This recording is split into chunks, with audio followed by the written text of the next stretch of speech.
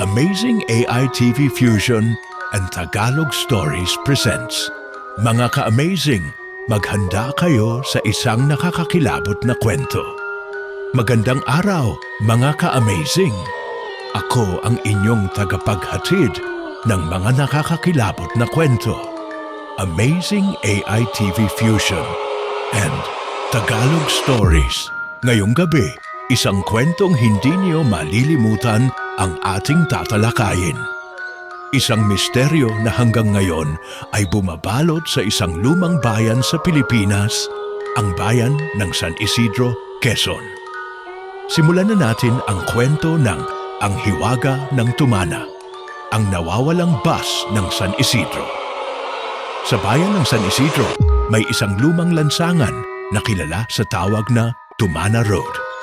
Mahaba ito at madalas tinatahak ng mga pampasaherong bus tuwing gabi. Ngunit sa kabila ng tila pangkaraniwang kalsadang ito, may isang nakakatakot na lihim ang bumabalot dito. Isang bus na nawala at hindi na muling natagpuan, kasama ang mga pasahero nito.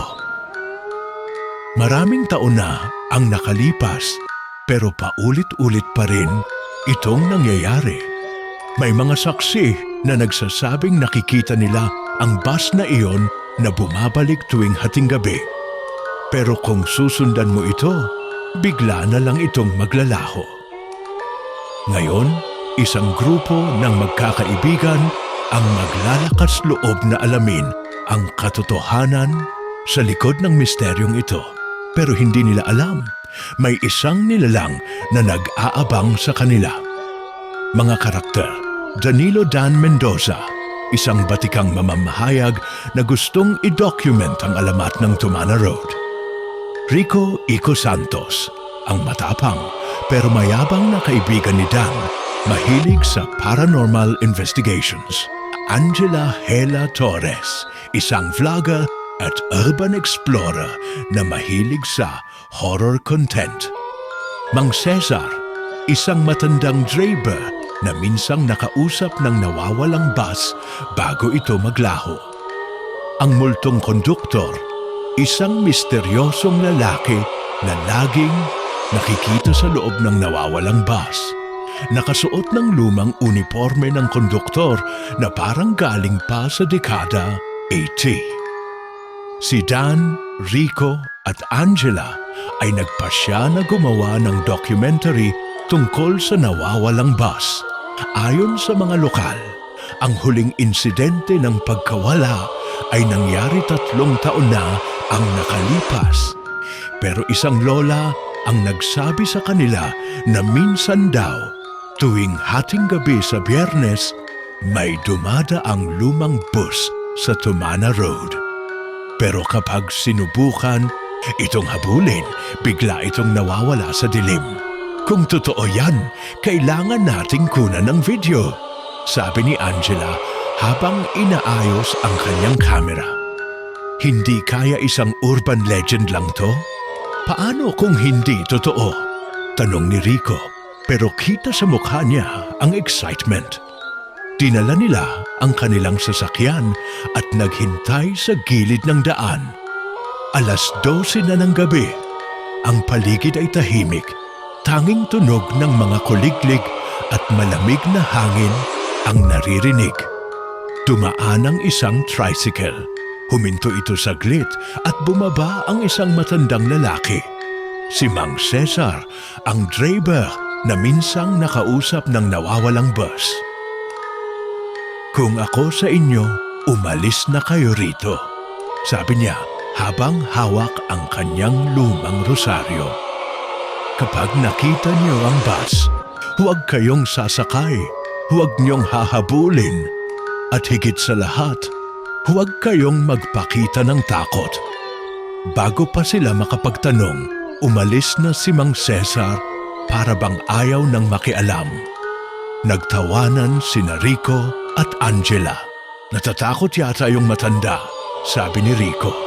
Ngunit si Dan ay tahimik. May kakaibang pakiramdam siyang bumabalot sa gabing iyon.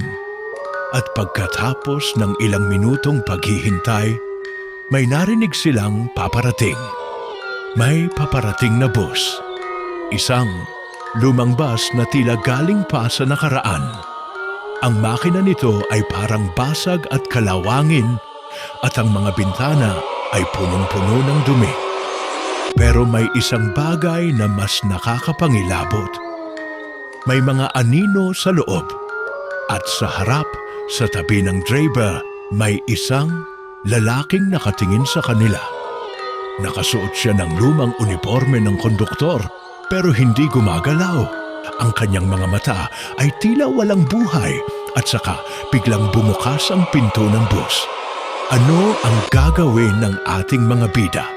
Susundan pa nila ang bus? Tatakbo ba sila palayo? Sa harap nila, ang lumang bus ay nakatigil. Bukas ang pinto, tila nagaanyaya. Ang malamig na hangin ay dumaan sa kanilang mga batok, nagpapangilabot sa kanila. Tara na, sundan na natin. Ito na ang pagkakataon natin. Sigaw ni Rico, puno ng excitement. Ngunit si Dan ay hindi gumalaw. May bumubulong sa kanyang isip na may mali. May kakaiba sa bus na ito. Si Angela naman ay agad na tinaas ang kanyang kamera, tinutok sa bus. Grabe guys, tingnan niyo yung bintana. Para bang may nakatingin sa atin mula sa loob. Lumingon si Dan. Totoo nga, may mga aninong nakasilip mula sa madilim na loob ng bus. Hindi sila gumagalaw. Pero ramdam niya ang kanilang titig. Ang konduktor nakatayo pa rin sa tabi ng driver. Hindi gumagalaw. Ang kanyang balat ay maputla. Ang kanyang mga mata ay tila walang kaluluwa. Hoy boss, anong ruta mo? Pabirong tanong ni Rico. Biglang sumagot ang konduktor. San Isidro, diretso sa impyerno. Sabay ng kanyang tinig, namatay ang lahat ng ilaw sa paligid. Biglang gumalaw ang bus. Dahan-dahang umatras para bang inaakit sila na sumunod. Guys, sumakay tayo. Sayang to. Sigaw ni Rico, agad na tumakbo papunta sa pinto ng bus. Huwag! Sigaw ni Dan, pero huli na. Nakapasok na si Rico sa loob. Pagpasok ni Rico, agad na sumara ang pinto ng bus. Put, ano to? Buksan mo to!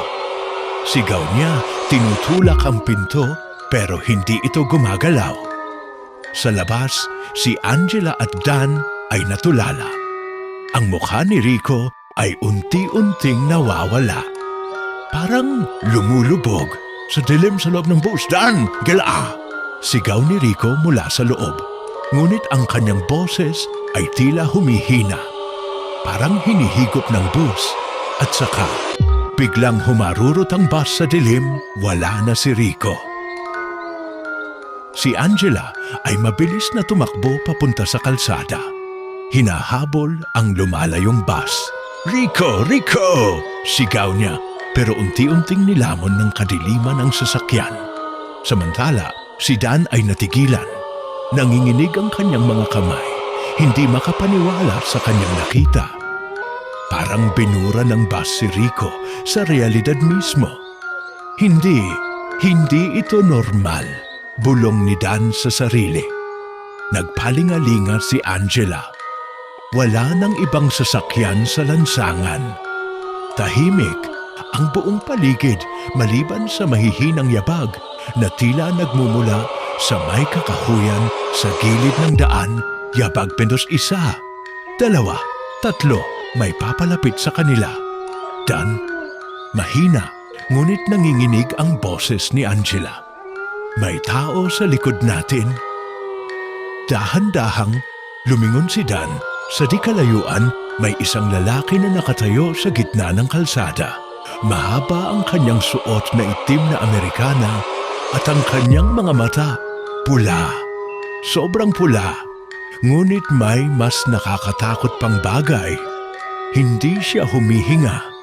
Para siyang bangkay na itinayo at iniwan sa gitna ng lansangan.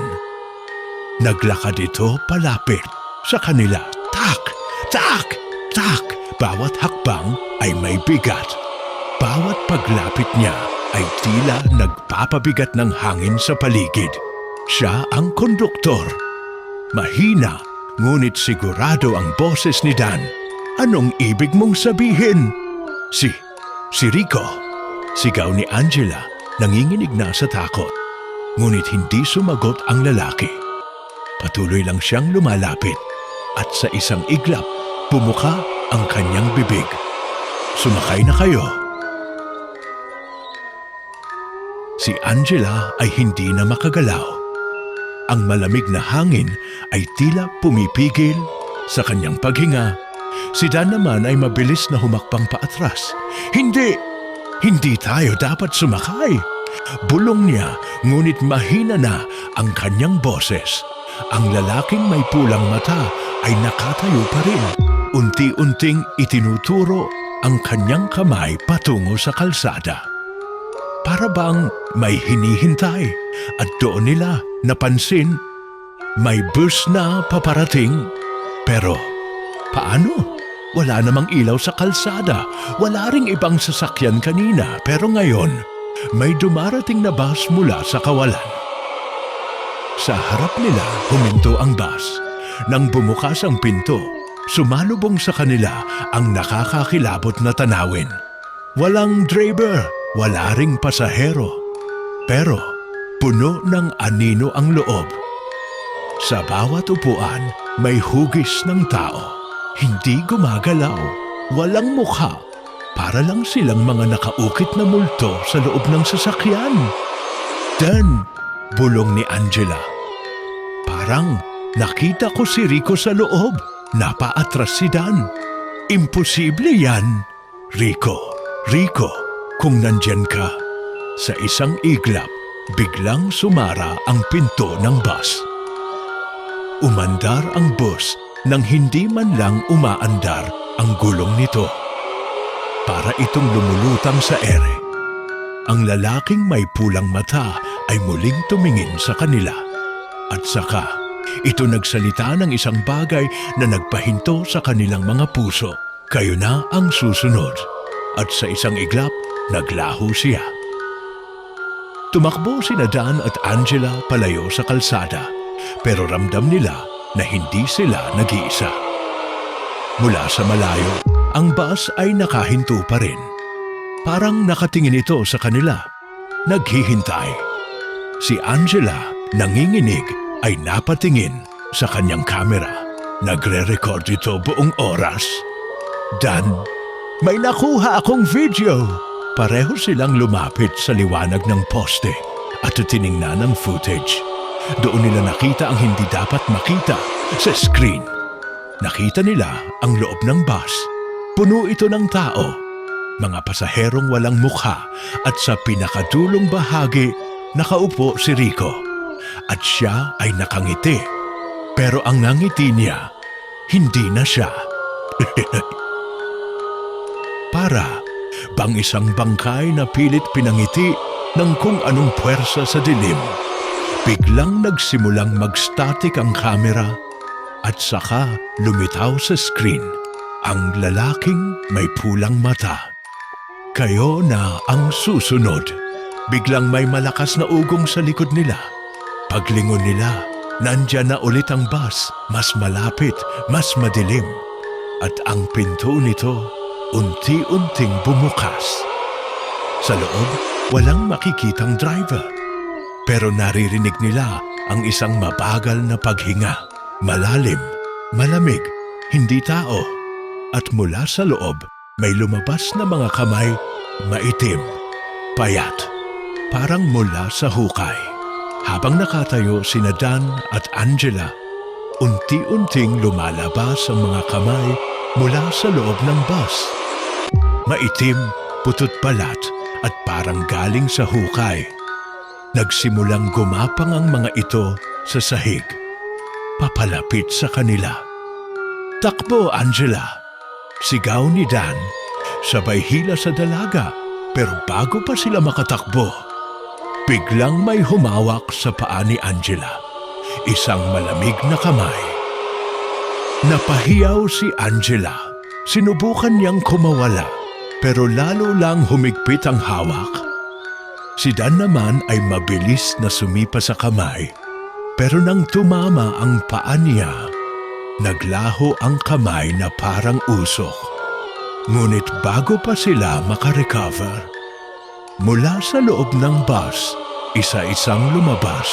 Ang mga aninong pasahero, wala silang mukha, walang tunog ang mga yapak nila.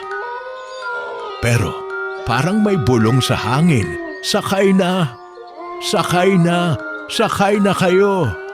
At sa gitna nila, doon nakatayo si Rico. Pero iba na siya, maputla na ang kanyang balat. Ang kanyang mga mata ay parang walang buhay.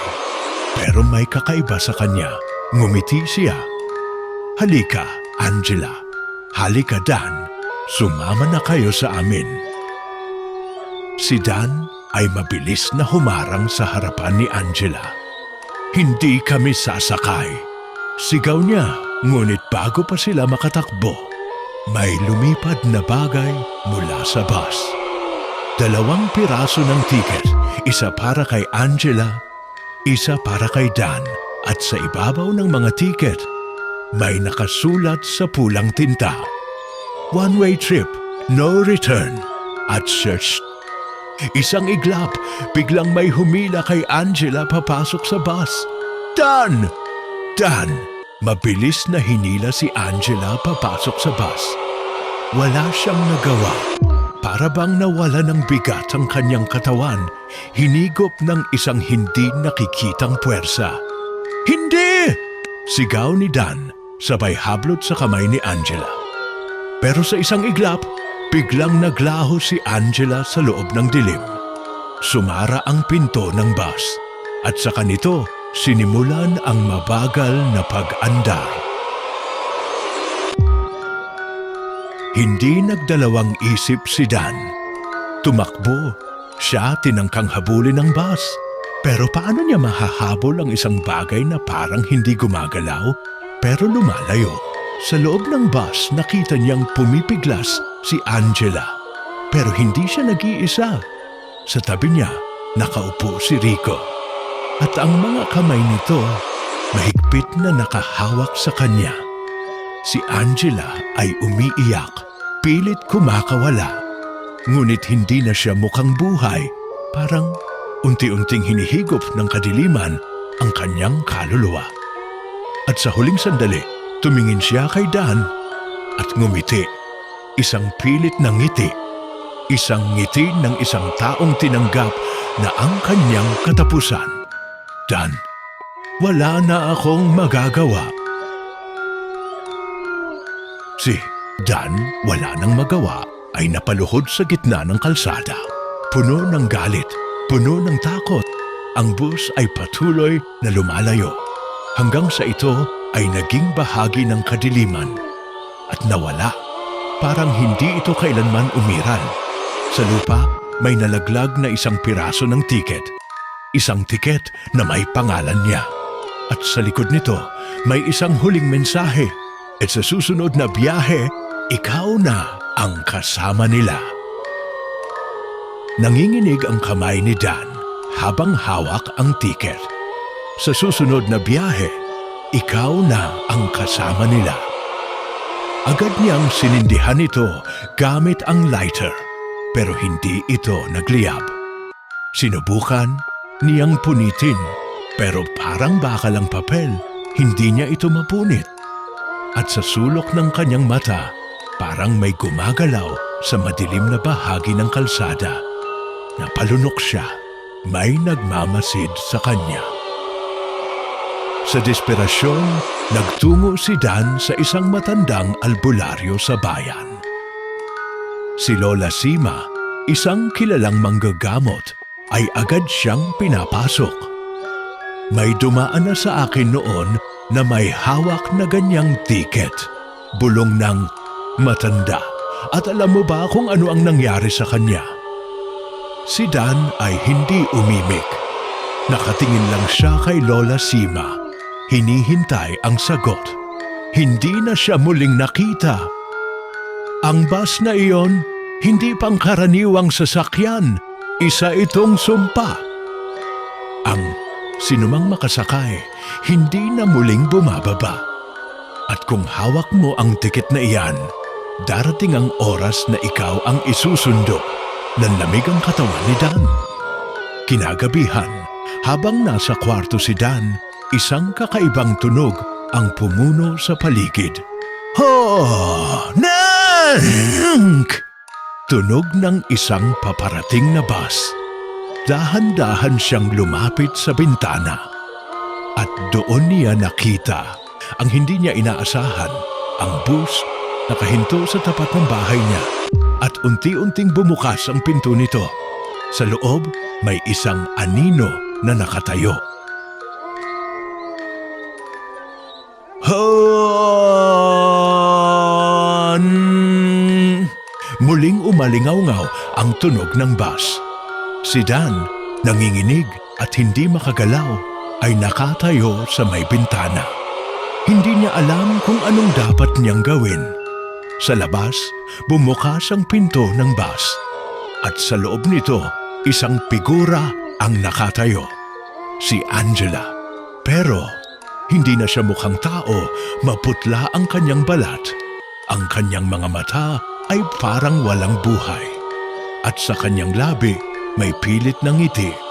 Dan, sumakay ka na! Sa loob ng bus, may iba pang mga figura na nakaupo sa kani-kanilang upuan. Mga aninong nilalang, walang mukha, walang emosyon. Pero unti-unti silang tumayo. Isa-isa nilang iniunat ang kanilang kamay. At sa kanilang mga palad, may hawak din silang mga tiket. Lahat may parehong sulat. One-way trip, no return.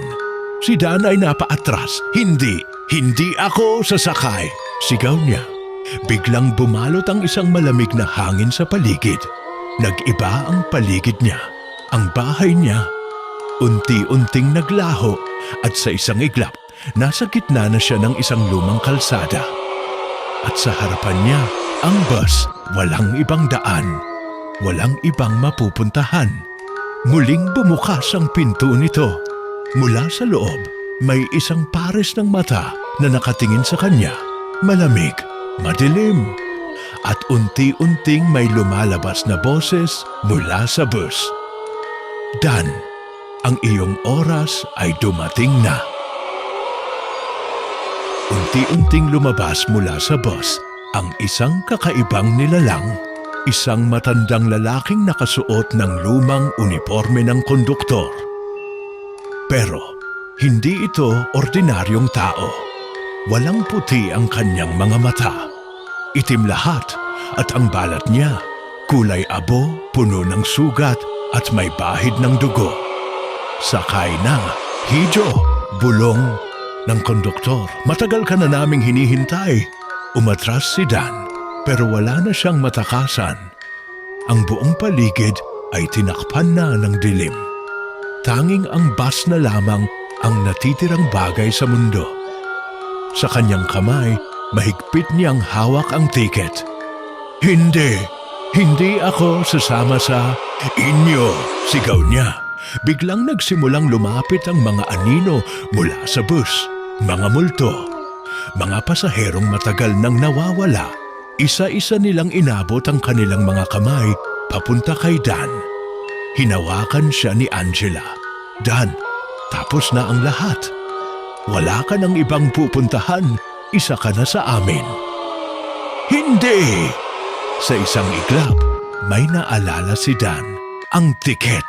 Kung hindi niya ito masunog, may iba pa siyang magagawa. Sinubukan niyang punitin ito. Muli, walang epekto. Pero, naalala niya ang sinabi ni Lola Sima. Ang bus na ito ay isang sumpa, ngunit bawat sumpa may paraang masira.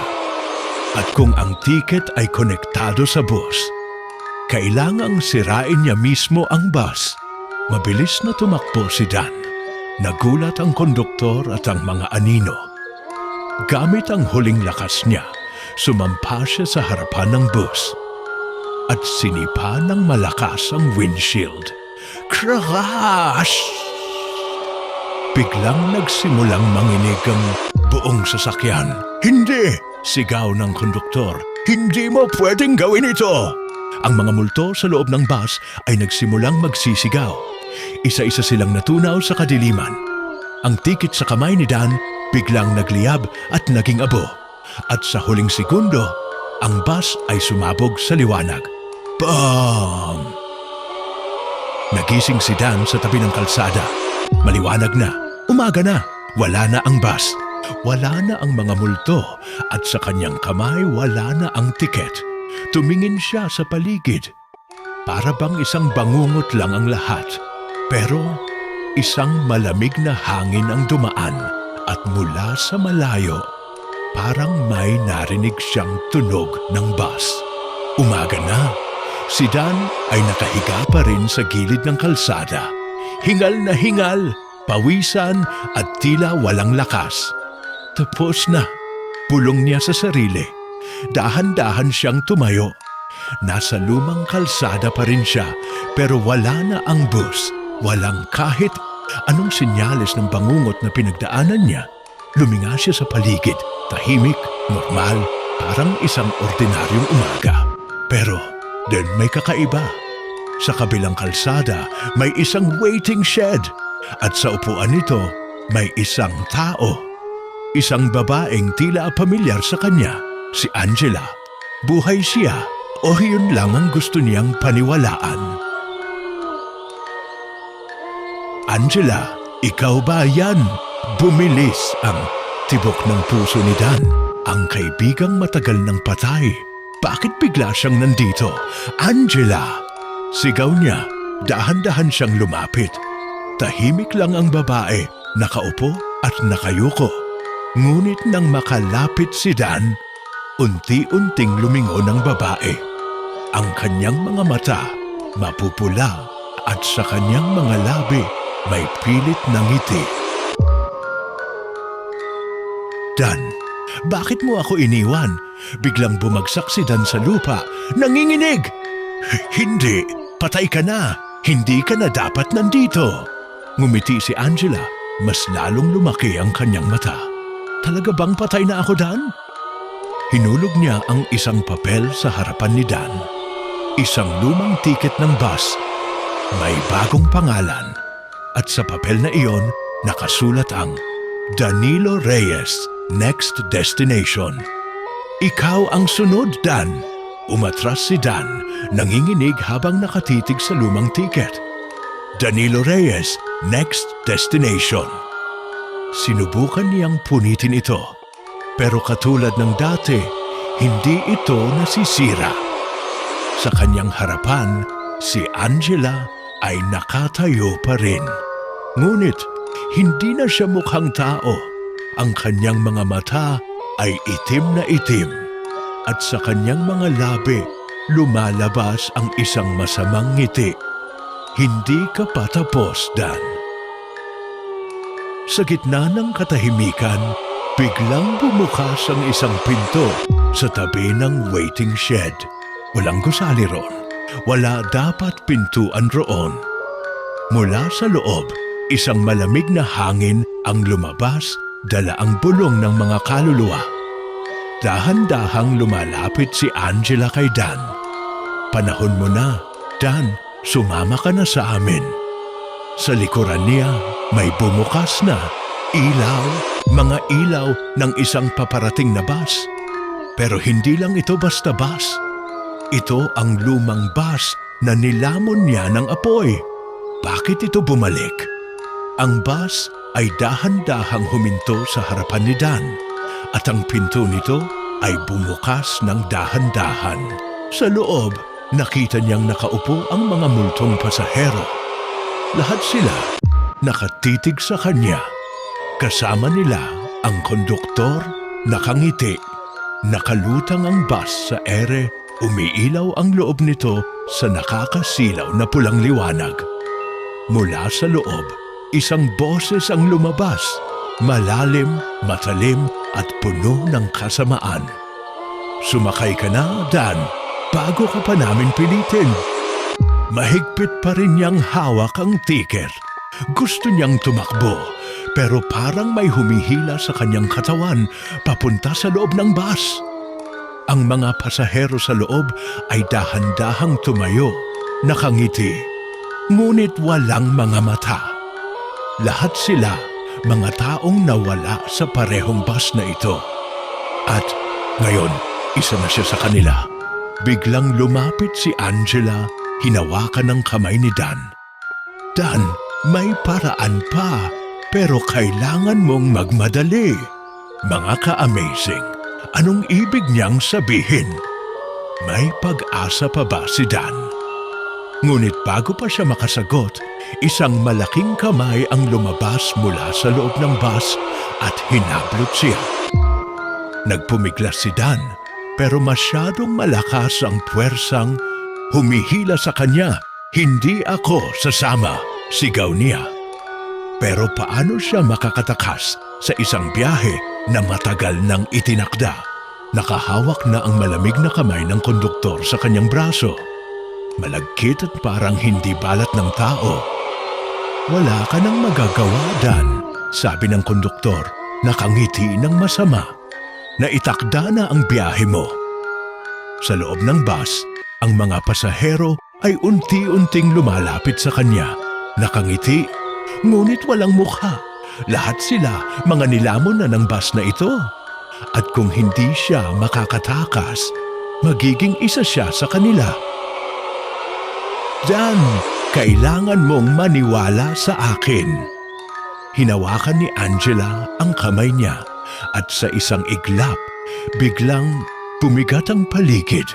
Ang lupa ay parang lumulubog at ang bus ay nagsimulang manginig. Anong ginagawa mo? Sigaw ng konduktor. Ang pulang liwanag sa loob ng bus ay nagdilim at biglang lumitaw ang isang anino sa loob. Matagal ko nang hinihintay ito. Isang figura ang lumabas mula sa loob ng bus. Isang matandang lalaki, nakasuot ng luma at sira-sirang uniform ng konduktor. May hawak siyang listahan ng mga pangalan. At sa listahan, may isang pangalan na biglang naglaho. Angela de la Cruz, kinuha ka nila noon. Ngayon, ibalik mo ang dapat para sa kanila. Biglang lumingon si Dan kay Angela at doon niya napansin ang totoo. Hindi na mukhang tao si Angela. Ang kanyang balat ay unti-unting nagkakalamat at ang kanyang mata ay tila isang madilim na hukay. Patawad, Dan, pero isa na rin akong bahagi nito. Ang mukha ni Angela ay patuloy na nagbabago. Unti-unting pumuputi ang kanyang balat. Nawawala ang kanyang itim na mata at lumilitaw ang isang kakaibang marka sa kanyang noo. Teacher Phil, likuran niya lumulutang ang matandang konduktor, nakangiti ng nakakatakot. Matagal mo nang dapat tinanggap ang kapalaran mo, Angela, sabi ng konduktor. Ang tinig nito ay parang 100 boses na nagsasalita ng sabay-sabay. Ginamit mo si Dan para mabuhay ka ulit, pero hindi ka maaaring makalaya. Ikaw ang kapalit niya. Napatingin si Dan kay Angela. Sa kanyang mga mata, nakita niya ang tunay na kwento. 5 taon na ang nakalipas, may isang aksidente sa lumang kalsadang ito. Isang bus ang bumangga sa bangin at lahat ng pasahero nito ay namatay. Ngunit may isang kaluluwang nakatakas, si Angela. Dahil sa hindi pa niya panahon, nagawa niyang mabuhay, ngunit sa isang kondisyon. Kapag dumating ang tamang oras, kailangan niyang humanap ng kapalit at ang napili niya ay si Dan. Mabilis na lumapit si Angela, umiiyak. Dan, kailangan kong gawin ito. Kung hindi ikaw, ako ang babalik sa bus. Muling lumapit ang bus naglalabas ng itim na usok. Sa loob nito, lumilitaw na ang mga kamay ng mga multo. Hinihintay si Angela o si Dan. Si Dan ngayon ay may dalawang pagpipilian. Tulungan si Angela at hanapin ang paraan para makatakas silang dalawa. Itulak si Angela sa bus at hayaan siyang ibalik sa impyerno.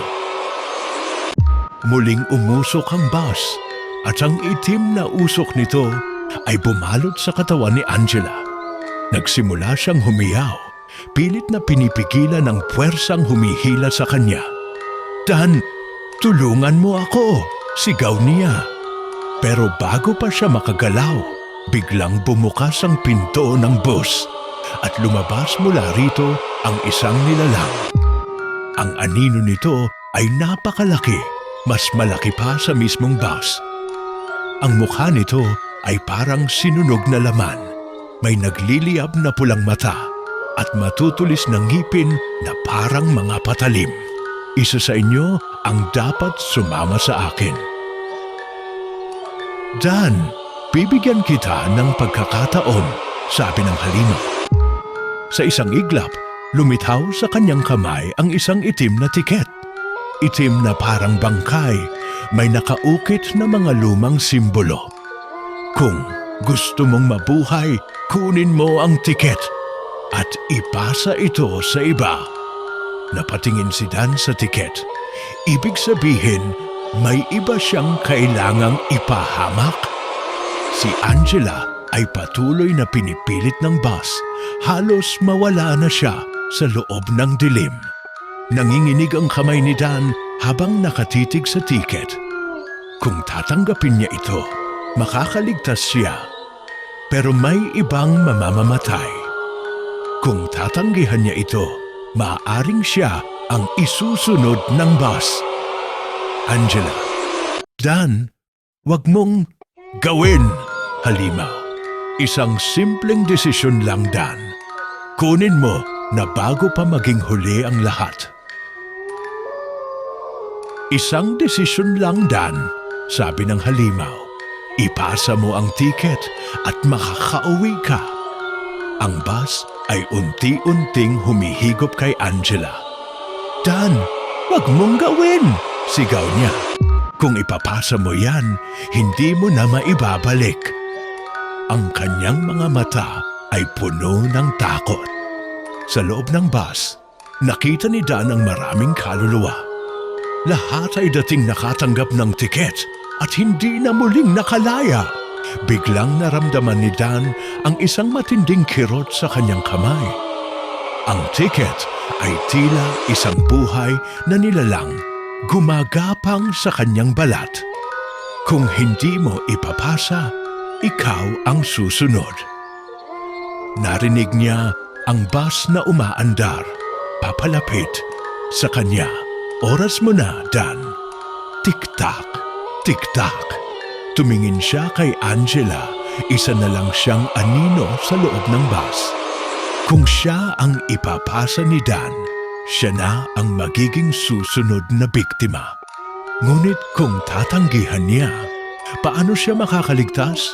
Biglang bumigat ang hangin. Oras mo na, Dan, muling sabi ng halimaw habang lumalalim ang tunog ng makina ng bus.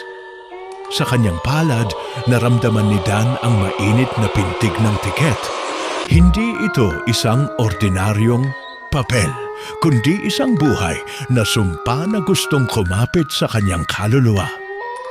Ipasa mo o isusunod kita. Sa loob ng bus, pilit na kumakawala si Angela. Ang kanyang mga mata ay nagsusumamo. Dan, alam kong galit ka sa akin. Pero kung may natitira pang awa sa puso mo, wag mo akong ipasa sa kanila. Nanginginig ang kanyang kamay. Itutulak pa niya si Angela papasok sa bus? O itatapon niya ang tiket kahit hindi niya alam ang maaaring mangyari? Mga ka-amazing, ito na ang huling sandali. 3, 2, 1. Sa isang iglap, ipinikit ni Dan ang kanyang mga mata at itinapon niya ang tiket sa sahig at hinapakan ito. Isang nakakasilaw na liwanag ang biglang lumabas mula sa tiket, sabay sa isang nakakabinging hiyaw mula sa halimaw. Hindi ito maaari! Ang bus ay nagsimulang manginig. Ang mga bintana nito ay nabasag at ang mga kaluluwang nasa loob ay nagsimulang humiyaw. Si Angela ay nahulog sa lupa, malaya na mula sa bus. Ngunit bago pa makatakbo si Dan, isang malamig na kamay ang humawak sa kanyang braso. Hindi ka makakatakas, sigaw ng halimaw habang hinahatak si Dan pabalik sa bus. Shh! Ang malamig na kamay nito ay mahigpit na nakapulupot sa kanyang braso at ramdam niya ang matinding panghihina. Ang bus ay umaandar na. Dan! Sigaw ni Angela habang pilit siyang hinahatak palayo. Ngunit bago pa siya tuluyang lamunin ng dilim, isang matinding liwanag ang lumitaw sa kanyang harapan. Ang tiket na kanyang inapakan ay hindi na isang sumpa. Ito ngayon ay isang apoy ng kalayaan. Isang anino ang lumitaw mula sa liwanag. Isang matandang lalaking nakakadena sa bus. Maraming taon na akong nakulong dito, ngunit ngayon may pagkakataon ng wakasan ng sumpa. Ang matanda ay lumapit kay Dan at Angela. Ang kanyang mga kamay ay puno ng apoy mula sa tiket. Maaari nating sirain ang bus, ngunit kailangan nating labanan ang halimaw. Walang makakatakas dito. Sigaw ng halimaw habang lumalaki. Ang kanyang katawan, biglang bumukas ang lupa at lumabas ang maraming kamay. Mga kaluluwang pilit na kumakawala. Ang sumpa ay nabali. Habang naglalaban ang halimaw at ang matanda, napansin ni Dan ang isang bagay sa loob ng bus. Isang antigong kampana, yari sa pilak at may nakaukit na mga sinaunang letra. Ito ang susi, naisip niya. Sa isang matinding lakas, tumakbo siya papasok sa bus. Ang mga kaluluwa ay pilit siyang pinipigilan, ngunit patuloy siyang lumalaban. Hawak ang kampana, itinama niya ito sa lupa. At isang malakas na alingaw-ngaw ang lumabas, basag. Hindi! Ang bus ay nagsimulang magliyab. Ang halimaw ay dahan-dahang natunaw sa loob ng apoy, kasabay ng mga tanikala ng bus na nabali. Salamat anak, napalaya mo kami. Dan, bilis! Lumabas na tayo dito. Sa huling sandali, tumalon sila palabas ng bus at sa isang iglap, BAM! Naglaho ang bus kasabay ng halimaw at ang sumpa. Ang bagong umaga, nagising sina Dan at Angela sa gilid ng kalsada. Wala na ang bus. Wala na ang dilim. Isang dumadaang sasakyan ang huminto sa kanilang harapan. Ayos lang ba kayo? Anong ginagawa niyo sa gitna ng kalsada? Tanong ng isang driver. Nagkatinginan sina Dan at Angela. Alam nilang hindi sila maniniwala ng iba sa kanilang kwento. Mahirap ipaliwanag, pero salamat, ligtas na kami. Habang sila'y lumalayo, alam nilang hindi nila makakalimutan ang gabing iyon. Mga ka-amazing, natapos na natin ang isang nakakakilabot na kwento. Pero tandaan, maraming lihim pa ang mundo na hindi natin nalilalaman. Salamat, mga ka-amazing! Kung nagustuhan nyo ang kwentong ito, huwag kalimutang i-like, i-share at mag-subscribe sa YouTube channel ng Amazing AI TV Fusion and Stories. Mag-iwan ng comment kung gusto nyo pa ng mas matitinding kwento ng katatakutan. Hanggang sa susunod nating kwentong katatakutan, mga ka-amazing stories. At tandaan, huwag basta sumakay sa kahit anong bus. Lalo na kung hindi nyo alam kung saan ito papunta.